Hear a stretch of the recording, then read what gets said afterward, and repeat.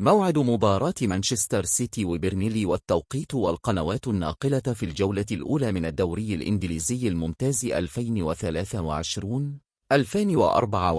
وفي البداية نصلي على النبي أشرف الخلق أجمعين سيدنا محمد صلى الله عليه وسلم. ينتظر عشاق الكرة الإنجليزية مواجهة سهلة للفريق الأزرق، وذلك عند ملاقاته لنظيره فريق بيرنلي، وذلك في إطار منافسات الجولة الأولى من بطولة البريمير ليج. من المقرر أن يلتقي الفريق الأول بنادي مانشستر سيتي بنظيره فريق بيرنلي يوم الجمعة المقبل الموافق 11 أغسطس، وذلك في تمام الساعة 10 مساء بتوقيت القاهرة. ويستضيف اللقاء أرضية ملعب تسرف مور وتذاع المباراة عبر مجموعة قنوات بي إن سبورت الناقل الحصري للدوري الإنجليزي في الوطن العربي والشرق الأوسط، بالتحديد عبر قناة بين سبورتس بريميم HD 1. ويستضيف ملعبا تسرف مور مباراة مانشستر سيتي وبرنلي.